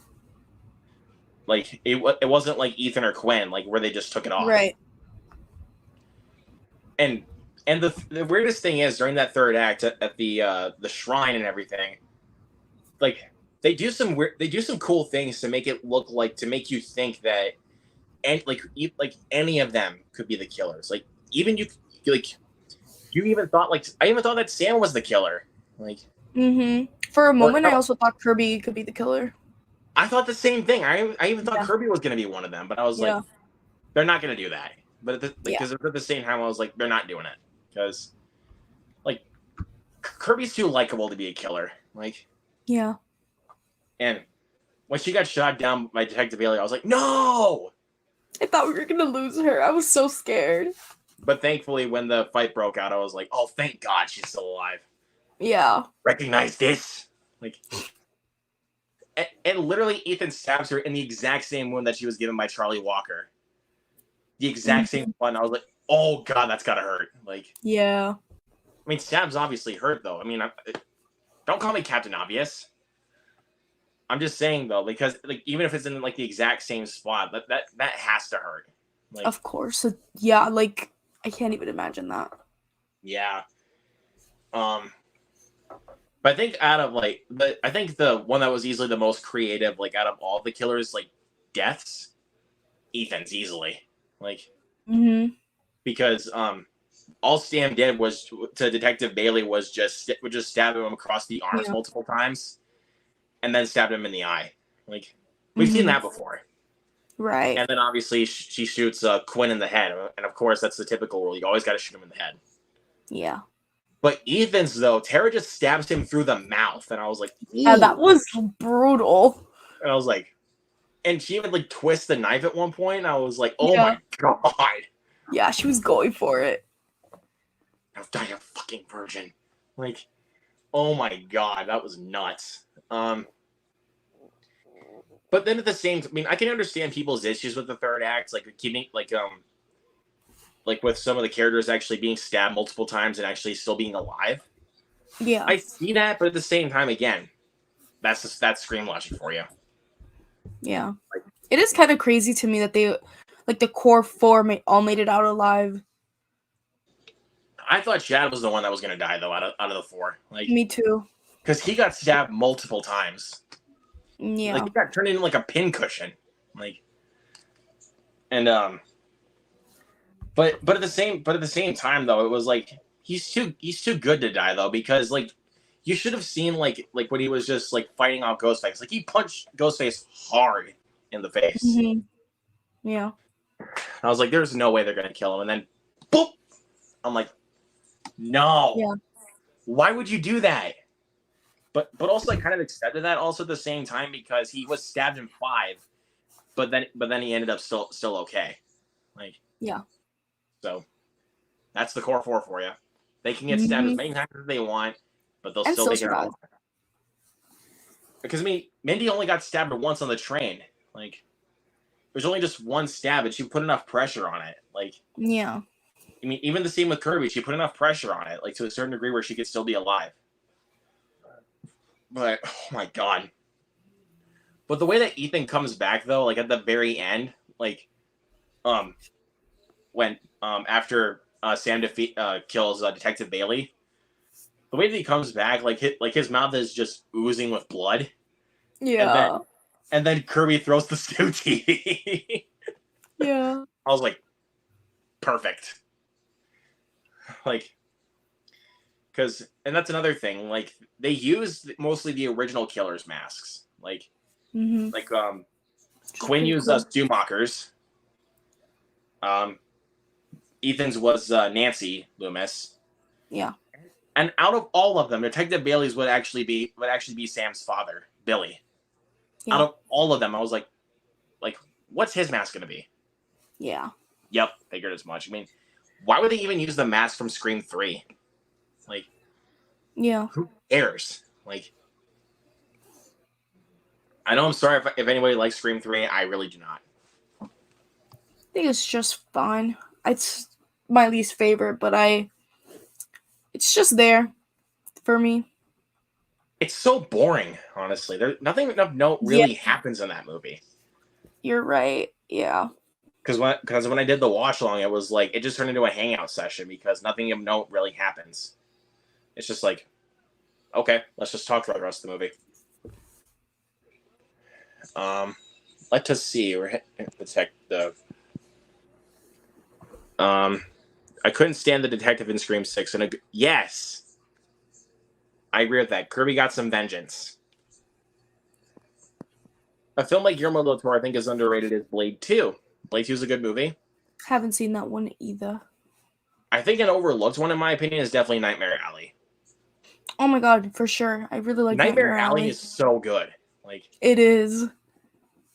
It's definitely one of Guillermo del Toro's better films, I would say. It's definitely one of his better ones. I agree. And yes, I like it more than Shape of Water. Sue me. I mean, Shape of I Water might is like it fine, more. but I don't think it deserved to win Best Picture. I like Shape of Water, but I also agree about the Best Picture. It's a bit too weird for my liking. Like, I like the movie, and I like how it took a little bit of risks for it, but again, a bit too weird for me. Mm-hmm. Let's see. Oh, here's a question for me. Where does Ron Perlman ranking your favorite actors that be cast as superheroes? He's definitely top 5 because he's one of those actors that like when you look at him like in the role, you know he owns that role. Like you know it. So yeah, I have to go top 5. Dream Logic or no, I wanted to like everyone to What is wrong with you? That is just so mean. Disagree That is so mean. 120%. That is so mean. Like why would you even like kill off somebody like Sam or Tara? Like why would you kill them off? I wouldn't do it. Like seriously. I kind of thought they were too. I thought they were gonna get her too. Yeah. But it was like, but then when they revealed that she was gonna be fine, I was like, "Fuck you." I agree. Like, see, Blake is in here. What's going on, man? Thank you for being here. Chad is yes. I've seen that comparison a lot. Chad is the new Dewey. Dewey almost died in every one of them. Like he just kept getting hurt constantly. Even in Scream 2, he just got he got backstabbed, and it was like yeah. And even I said this during the watch along of Scream 2. How does he not die? Yeah. I think Dewey's the only character in the franchise I really liked. All the characters are good. Yes, even the killer ones too. Minus the 1 and 3. Sorry. Here's a humorous question. Which comic book movie do you think is worse? Batman and Robin or Catwoman? It's Catwoman, easily. Batman and Robin is one of those films that, like, you could just sit there and laugh at it. Seriously. You can just sit there, laugh at it, and pick it apart all you want. Catwoman is just... Ugh. I'm guessing you haven't seen either of them. I have not seen. You're correct about that. Well, good. Well, I mean, Batman and Robin, I would say you can just watch to laugh at. But Catwoman, just skip altogether. Gotcha.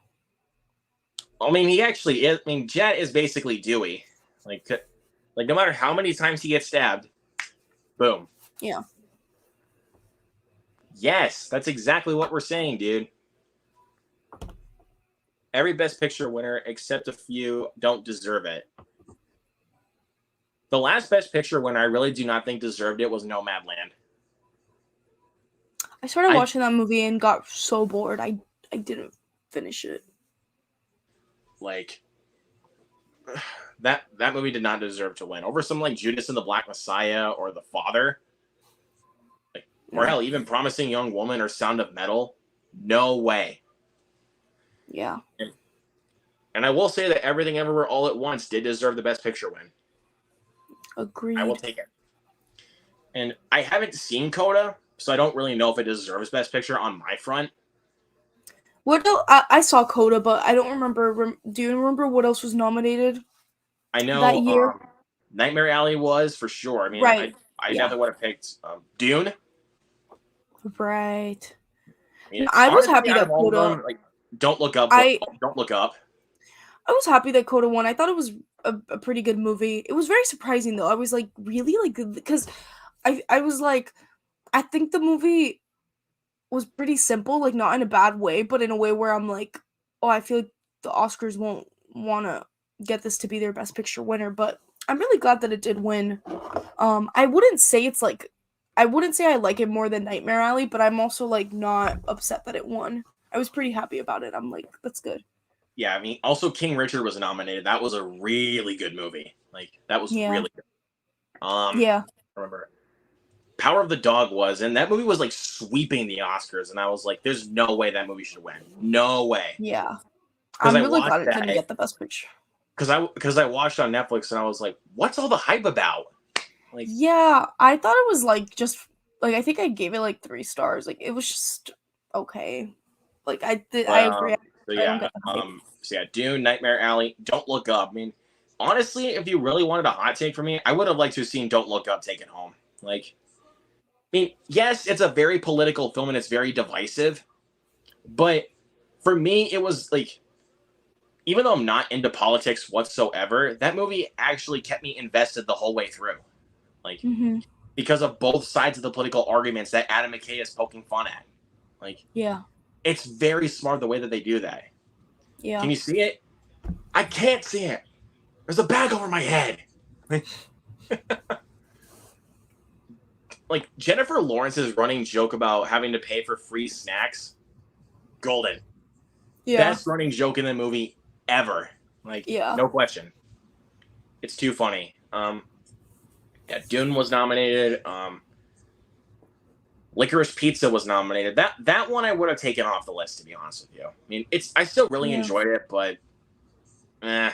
Yeah, I'm not a fan of that one. This one I know you're not a fan of at all, but I adore this one. West Side Story. Yeah, I'm not really a fan of it, but I can understand its charm. To be honest, like if I really, really had to pick between Dune, Don't Look Up, and West Side Story, I'd probably say Dune. Like Yeah, Dune, Dune was pretty good. Dune was like it just took you to that world, and it just immerses you in every single way. Yeah. And I cannot wait for Dune Part 2. I I cannot wait. know. I'm so excited. Yeah, and I saw the look of like Austin Butler's character in the trailer when I saw Across the Spider-Verse last weekend. Dude, oh my god, he looks so good. Like Yeah. the look of his character, like, and I can probably still guarantee he's still gonna be speaking in his Elvis voice in that movie, but I can't blame him. I can't blame him though, to be real. Like I can't blame him because honestly, the voice really fits him. Like it Yeah. really does. Because I mean, you watch Elvis, and it's like Austin Butler was born to play Elvis.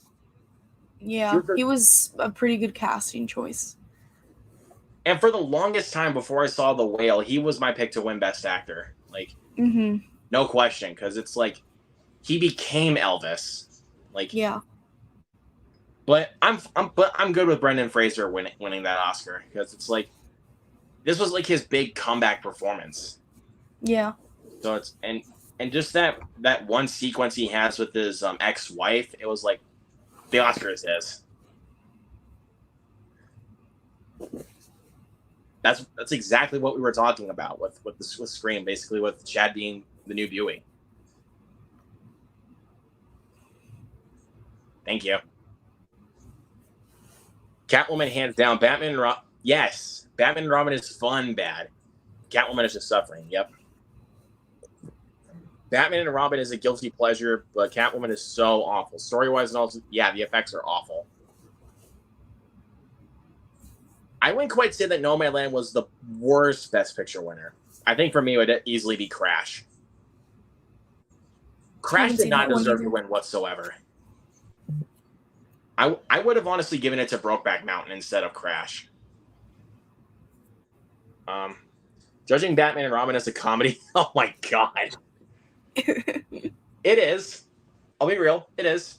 But A+ status though, really? So, did a jump. The only Best Picture winner I agree with in this century is Lord of the Rings: Return of the King. I don't know if I can agree with that. I'm sorry. Like, the Lord of the Rings films are great, but do I see myself watching them like as often as a lot of people do? No. I still need to watch Return of the King. Those movies are way too long for me to rewatch. Like, and plus, they get slow at times for me. Like, a movie that's like about 3 hours, I can rewatch a ton. This bad boy. It's a good one. This one flies by every single time I watch it. Yeah. Oh, get the fucking thing back in. Yeah, there's that for you. Catwoman is awful and painful. Catwoman is awful, painful, and unwatchable. It makes other comic book movies like Daredevil, Ghost Rider, and 10-story Fantastic Four movies look like masterpiece. Yeah.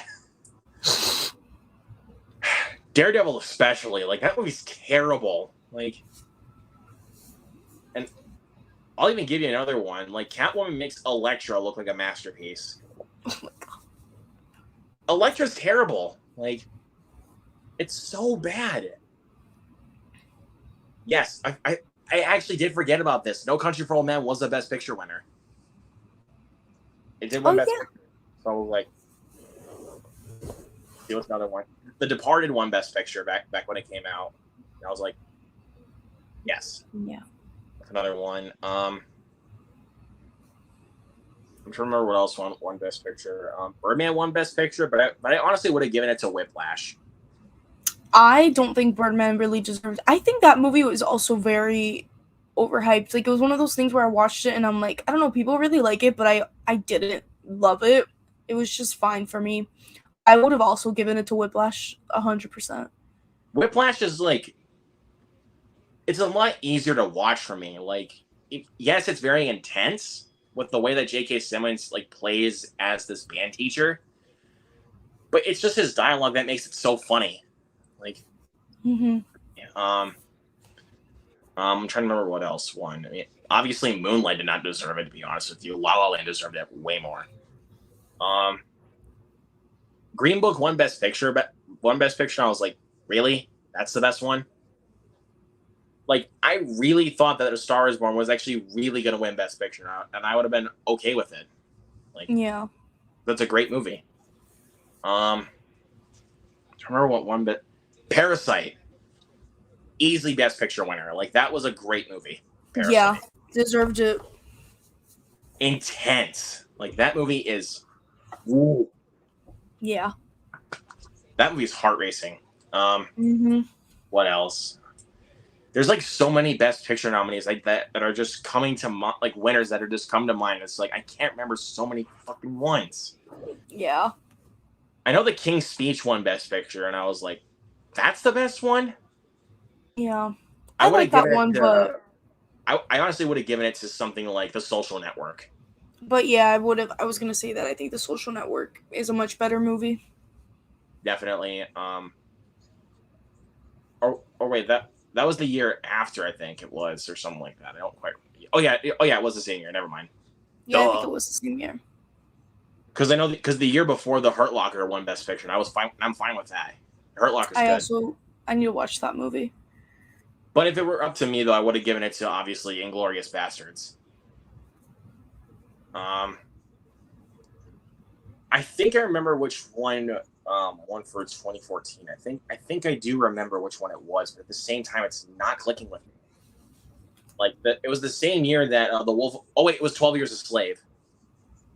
12 Years a Slave won Another that one I year. need to watch still. I would have given it to Wolf of Wall Street. That movie was like, that movie screams Oscars, like no questions. And I still believe that DiCaprio was snubbed for that movie, even though McConaughey was great in Dallas Buyers Club. Like, he deserved it. But I still would have honestly given it to Leonardo DiCaprio, if I'm being real. And one of the few times that Jared Leto actually gives a great performance. Like, I'm telling you, for real. How do you guys feel about The Little Mermaid bombing at the box office? That sucks. Like, Yeah. that movie was so good. It was like, guys, I know you're getting critiqued about these Disney live action remakes, but give this movie a try. It's a lot better than you think. Yeah. Because even like when you look at the movie from like the actual movie from the trailers, they improved a lot of the CGI. Like most of it, to clarify, the animals they needed to work on that. Like I get they were trying to make it photorealistic, but it's like you could have gave them some emotions here. Yeah. Let's be real. I wish it was doing better at the box office because I think it deserves more. Good man, Dave. Thank you. I appreciate it. Did a jump. I don't think it bombed by any means. Just it made it as much. Well, I kind of feel like it bombed. Like it was the same thing with Dungeons and Dragons. Like that movie was like $150 million like worth of a budget, and worldwide it only made $200 million. So it bombed. I was like, I don't know how much the budget for this one was, but I was really surprised to see the low numbers of how much it's made so far for The Little Mermaid because my theater was like packed. Like I hadn't seen my theater that packed in forever. Every seat was my theater was packed. Like yeah. I'm surprised, but not surprised at the same time that Renfield bombed at the box office. That it makes me sad that film did not make any money. Yeah, I feel like I'm not surprised, but yeah, it is sad. Because seriously, that movie. Do you know how much that movie cost to make? No, how much? $65 million. That movie made that movie only made like about $20 million worldwide box office. That sucks, guys. I mean, but at the same time, I'm not really surprised because it came out in between Mario and Evil Dead, so it was like there was no way the film was really going to make back that much money. Right. Well, it made sense also for Dungeons and Dragons though because it came out between John Wick and Super Mario Brothers. So, but it bums me out that we're not going to get a sequel to D&D. It bums me out because I wanted more from these characters. Who wouldn't? Who doesn't want to see Incredibles 3? But just don't wait another freaking 14 years. We've waited long enough. Favorite Transformers movie? The first one. No question. Barely any. Well, both of our theaters were packed when we both saw it, though. But the thing is, the movie hasn't making as much money as I wanted it to. Mine was really packed, and when I was heading out, like there was a crowd of people coming in. So like the next showing was also pretty packed because I remember trying to get tickets. Like every showing was full for that Friday. That's crazy. Like, yeah, it was like I remember. I know it's gonna be a crazy movie theater day when like concessions are packed, like because usually when I go, it's like nobody there, and like it was like extremely long. Well, how early do you usually get there though? That's my question. Well, okay, so I have A-list. Like AMC A-list, so I get to skip the line. So I never I literally my line was like 2 people, whereas the regular line was like I remember it. So basically, like concessions is here, and then at the front of the movie theater, you have to like scan your ticket to get in. Like the line went all the way to the front of the theater where you would scan the tickets. Like there were so many people that like you had to scan tickets on the other side where guest services was, which usually happens when it gets really packed. It was also like that for Across the Spider-Verse. But I usually get to the theater like if the movie would start like at 7, I'm there like 6:40, like getting my popcorn and my stuff. Like I usually get there pretty early. It's pretty rare that I'm like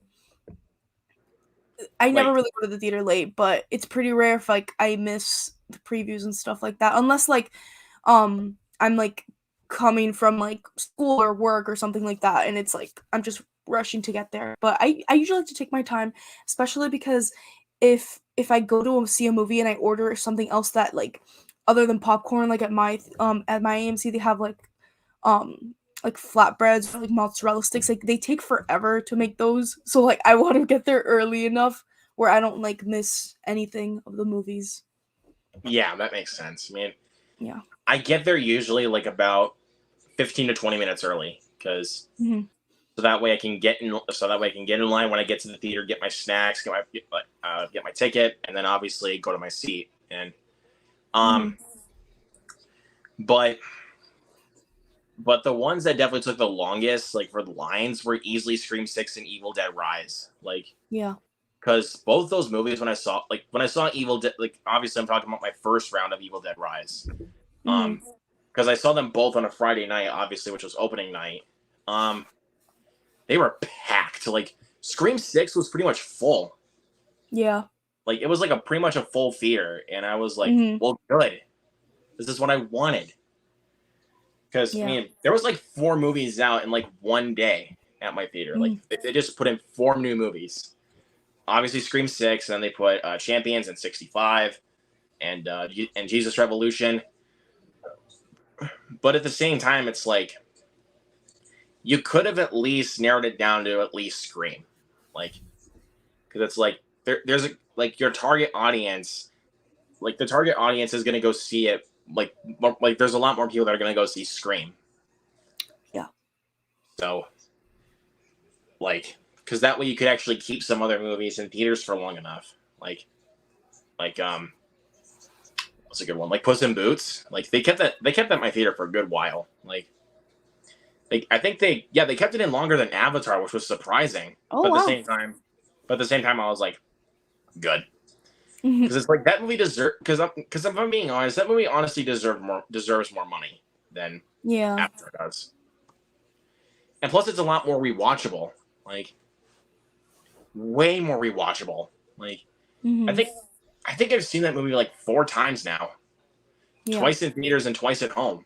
Like it's that good of a movie. If I'm being real, like some people say that Across the Spider Verse is the best animated film of the decade. That's a close second for me. Close. But Puss in Boots takes the cake. Sorry, Zach Goller. I know this is the time he's going to be messaging me and be like, dude, shut up. Didn't expect to like Parasite back in 2020, but I definitely enjoyed it. Top 100 favorite films. It's great. Hmm. The one I was rooting for, though, was obviously Joker. Like, Yeah. because, It's a good one. I mean, it's basically Taxi Driver taken just put into Joker. But it's still great. Like, it's still a great movie. Oh, did a jump. Took me two. It's a tough watch.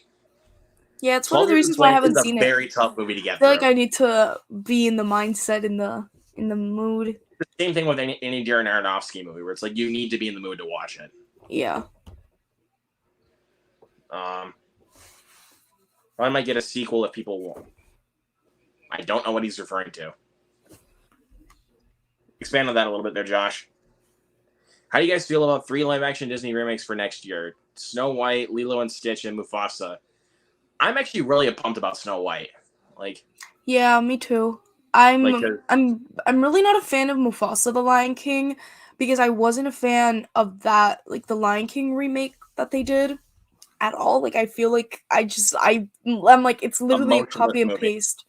Copy and paste a weaker bad copy and paste of the animated movie. And I also And you don't don't give it really any emotion. exactly. And I Lilo and Stitch, I'm like this right now, like so because I love that animated movie. I don't like it's not something that I'm like, oh, I really want to see it. And It's I don't know. honestly, it's one of those animated films where it's like it doesn't need to be remade. It doesn't like at all because I'm like Like I don't know. But with someone like Snow White, I can see that. Like I would like Yeah. to see that being remade. Yeah. Because Yeah, Snow because White that has my interest. because that movie because the original film was the very first feature length animated film ever made Mm-hmm. back in 1937. And it's like, Yeah. God damn, it's like over 70 years, literally. Mm-hmm. Like, so yeah, but most excited for easily Snow White. I mean, Agreed. you got Gal Gadot playing as the evil queen. Like this this is gonna be a big turn for her. Like, Mm-hmm. but of course you get Rachel Zegler from West Side Story and Shazam 2 playing as Snow White. So, and I think she really does look the part. Like, I'm gonna be honest about that. She fits the part. Yeah. Because I mean, if you heard her singing voice in West Side Story, like you can tell she really fits that role. Like, Yeah. and the funniest thing is, like, anytime like she's in line for the Snow White ride, she always gets stopped for photos. Like, Yeah. that's the It's funniest so thing funny. about Yeah. that because she admitted that on the on Jimmy Kimmel. If you ever watch Jimmy Kimmel, like she was on the show and she did say that, and I was like, well, it makes sense though because you're playing Snow White. Mm-hmm. So, also seeing the Boogeyman tomorrow. I think I'm gonna wait till streaming to watch that movie. I mean, It was okay. after hearing people walk out of that movie at CinemaCon, I was like, I'm good. I got better movies to spend my time with. Oh,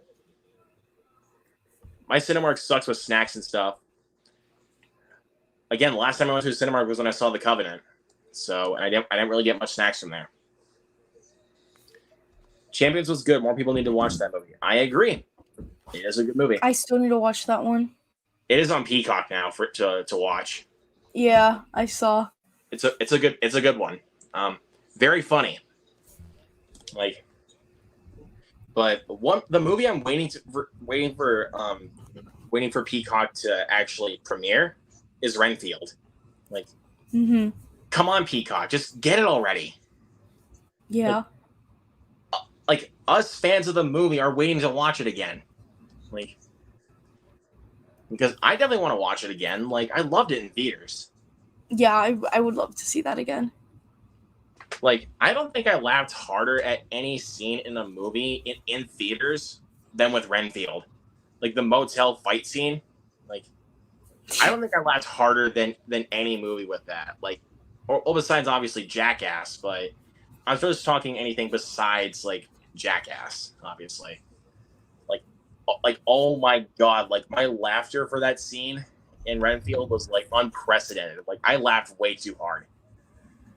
I mean, and most of the gore in that, yeah, most of the gore in that film is CGI, but it didn't really bother me. Like, yeah, I didn't like. I knew it was CGI, but it didn't bother me, and I couldn't really like tell enough because it was bother me. like, because like I mean, with the powers that Renfield has, it's like there's no way they're really going to use practical effects. Yeah. Because it's like when he leaps off like the third story part of the motel, like he jumps off of it and he crushes a guy in half and like his body explodes. Yeah. And, like there's no way they could have used practical effects. Or even like when he kills Teddy Lobo with a kick. It breaks every single bone in his body and he shits and spits blood. Yeah. Like I was like, how can you shit blood like that, dude? Are you okay? Like that was so funny. I was like, I knew he was spitting out blood, but I was like, did he just shit blood? Like, oh my god, it was so. Now I really want to watch it again. Like, and yes, I will agree with everybody on this that the mob subplot was unneeded, but I still will say that Ben Schwartz was funny. Like, yeah, he was so freaking funny.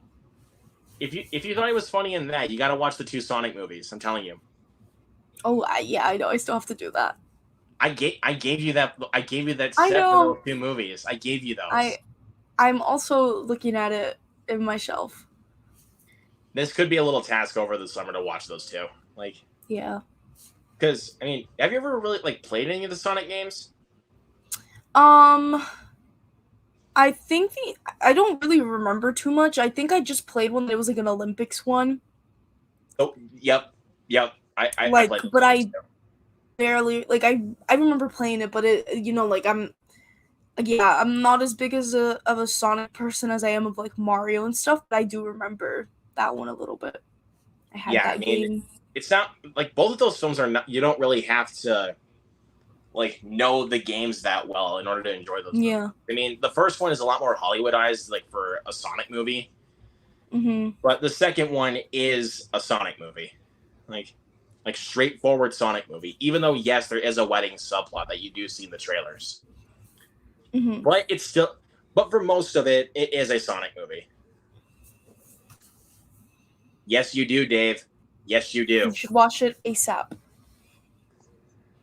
Oh yes, thank you. Dungeons and Dragons. I want to see a sequel, please. God, I'm so mad that a lot of people did not. Not you. Not you. Not. I'm not gonna blame it all on you.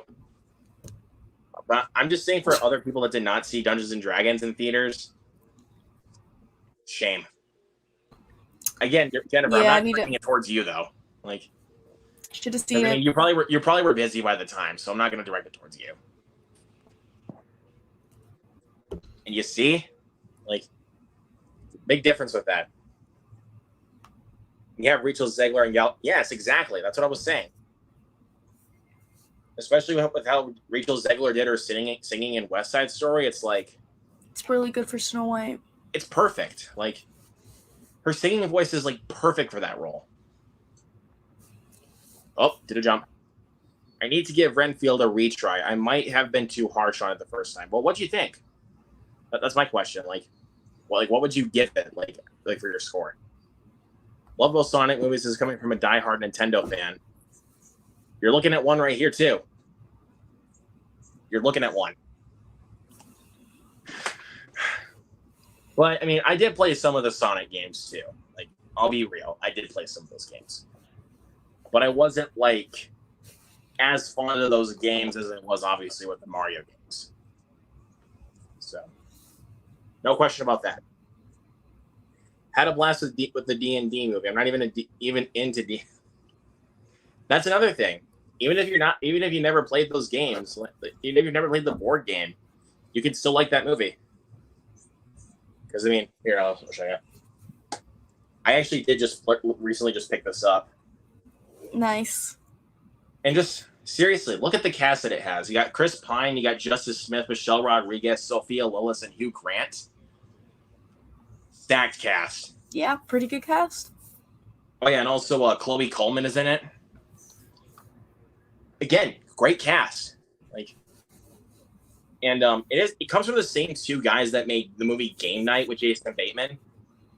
I love that movie. That movie is so funny. Like, it's really, really funny, yeah. The way that Jason Bateman like swerves under a plane with his car, like, oh, like Liam Neeson in Taken 3? Like, yeah.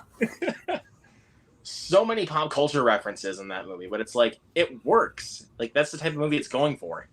Mm-hmm. Like especially with some of those the game nights that McAdams and Bateman do together, like with the card that said Ed Norton on it, where it's like, oh, he plays the Incredible Hulk. Yeah. And he mentions Primal Fear, and it's like, it's Edward Norton, no question. It's Edward Norton. But then the guy says, Richard Gere never played the Incredible Hulk. And I was like, you idiot. Like, you can tell that he was being an idiot. Like, yeah. It's like, it's Edward freaking Norton. Like, you honestly want to know what would have made that easier to say? Is if you said something like American History X or The Italian Job. Mm. And to clarify for The Italian Job, the remake. Because Edward Norton is in the remake. Mm-hmm. I haven't seen either of those. You got to check out the remake. Like, I mean, gotcha. Obviously the original's good too, but I honestly would recommend the remake because I mean, it's a lot more fun, especially with the car chases. Even when I went to Hollywood, they actually filmed some of those car chases down there too. Like, cool. And And you got Mark Wahlberg, you got Charlize Theron, you got Mos Def, Donald Sutherland, Edward Norton, Seth Green. Another great cast, and directed by F. Gary Gray. Mm-hmm. It's a good movie. Really good heist movie. Gave it like a 6. Thought the stuff out with Nick Cage was meh. Nick Cage and Nicholas Hoult were the best parts. I will agree with that. Yeah. But I still loved the action. Like, the action was so freaking funny. And like, if you can name like over the top action like with this, like with these types of standards, this is like top 3 over the top action. Like, especially like when the guys, I think Renfield kicks the guy's head off, like, and it just blasts on a Teddy's car, and he's like, oh shit. Yeah. Like, he freaks out, and I was like, it's a severed head, so why would you not freak out? Like, yeah. Again, that movie's too funny. Like, because even like with Aquafina, like she plays as a police officer, and just that scene in the police station. Fuck you, Kyle. Like, most of her comedy, honestly, always makes me bust up. Like, she's too funny for me. Like, a lot of people did not like the Scuttle song in The Little Mermaid. I thought it was freaking hilarious. Like, I'm one of those people. That was too funny. Again, like, Aquafina is honestly one of those people that really hits my funny bone. Like, no matter like what line of dialogue she delivers, like, she always knows how to hit my funny bone. Like, what's a good one? Like with Shang-Chi. Mm-hmm. She was good in that so one. Freaking funny in Shang-Chi. Yeah. Angry Birds 2. She was good in that one too. But the biggest one that easily comes to mind is Crazy Rich Asians. Yeah. She was really funny in that movie. I mean, but I think like when you come to like best comedic performances, it's easily with Shang-Chi or Renfield. And some people say that she destroyed the movie in a bad way, and I was like, really? Yeah, I wouldn't say that at all. Like, because most of the time, like with a lot of her dialogue, she did make me laugh. Like, and that was kind of the point of the movie. The movie's a comedy. Yeah. And like, and people saying like the CGI gore came off very B-rate, I kind of felt like that was the point. Because when you have a movie with Nicolas Cage and Aquafina in it, you're basically going to be expecting a comedy. Like, yeah. Or hell, even with Ben Schwartz, you're basically expecting a comedy. Like, because I mean, if you don't know Ben Schwartz, he was actually part of Parks and Rec for a while. Yeah. So, and obviously he does his improv show, Ben Schwartz and Friends. So, what do you know? Like, I'm sorry if I'm going a bit too like off on the haters a little bit, but sorry, I just don't understand the hate for Renfield. I really don't get it. Like, the movie was doing so well with critics before, but then when the movie got closer to its release, it was like, it took a downfall, and I was like, no. Like, at that point, I was like, oh god, no. God, I'm getting dehydrated here.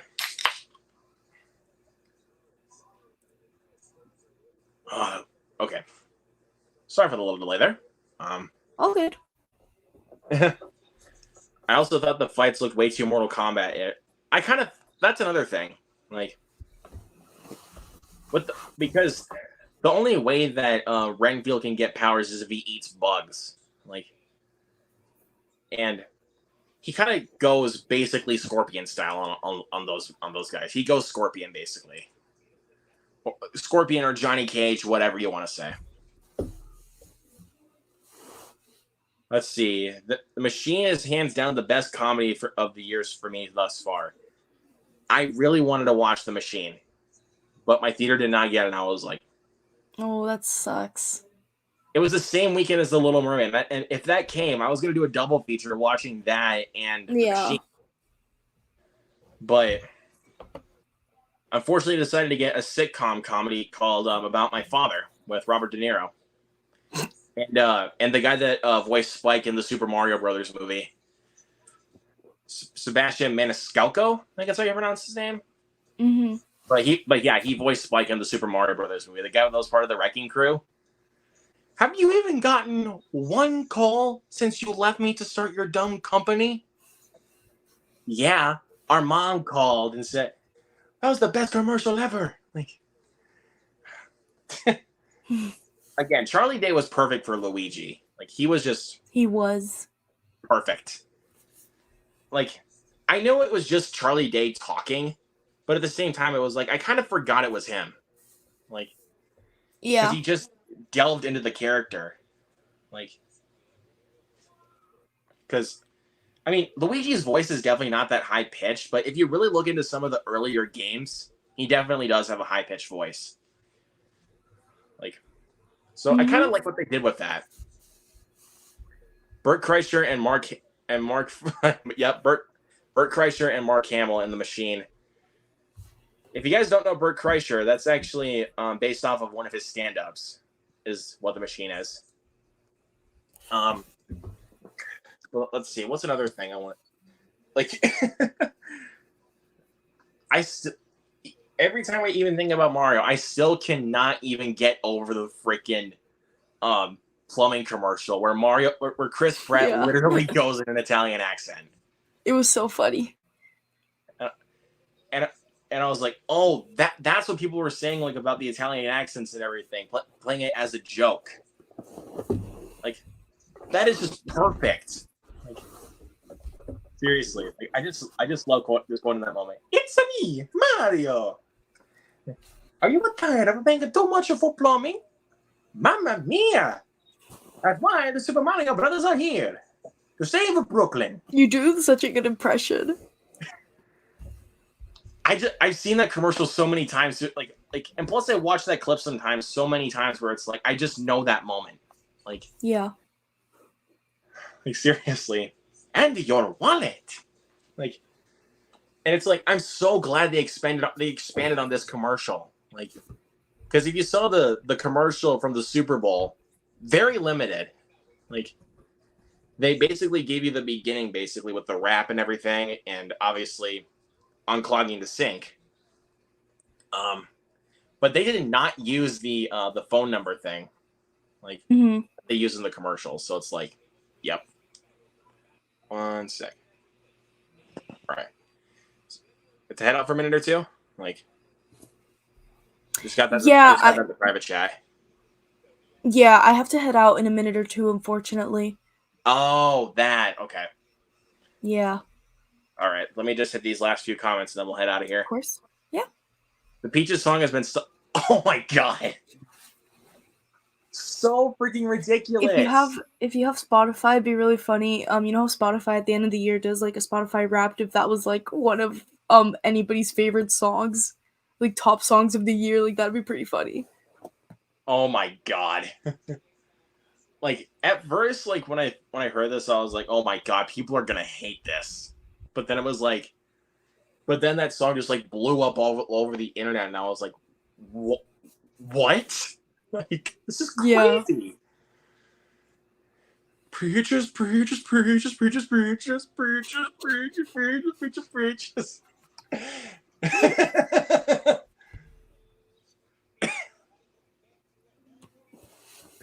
Okay, I gotta calm down, but that is too funny. But anyways, guys, that'll conclude for episode 14 of the Moviegoers live show. We had a great time here tonight, and thank you, Jennifer, for being here. Yeah, of course. Thank you so much for having me. Absolutely, and thank you to everybody in the chat. You know who you are for being here as well. It's been a fun ride, and I'm still thinking about this, but maybe the next time I will have you on for the show will be for a game night. Yeah. So, that's awesome. the time I need to get multiple guests on is for game night. That would be extremely fun. Yes, like, believe me, like, you could, like, because before we end this off, I need to let you know about like how this is gonna work. So for every guest that we have on for that game night, we go like basically we're gonna do 2 rounds of Would You Rather, where basically everybody has a Would You Rather question, and obviously, like, I say mine, and then you guys say your answers, go around the table, and then Yeah. obviously we'll play for trivia. So That's gonna be that should so be a lot of awesome. fun. Yep, Hmm. it's gonna be a lot of fun, and let everybody know where they can find you, my friend. Yeah. So, you guys can find me on YouTube, of course. That's mostly where I'm the most active, especially with movies, and it's just my name, Jennifer Vega. And I should come right up. I will post. I post a ton of reviews over there. Try to do live streams as much as I can, and other fun movie-related videos. I have a really fun set of videos coming out in the next 2 weeks, so make sure to subscribe. And you can also find me on Letterboxd. I always forget my Letterboxd username. I think it's just my name, or I don't know, what is my Letterboxd username? Yeah, it is just my name, Jennifer Vega, and I Yep, am also on Instagram. It's Jennifer X Vega _ because my name is too popular, so I couldn't just put my name. But yeah, that's where you guys can find me. Thank you so much, Luke. absolutely. As like always, like I'm always happy to have you here. Like, Yeah, and of course, like always, this will of course not be the last time that Jennifer is going to be on this channel. Like, no question about it, you guys. yeah.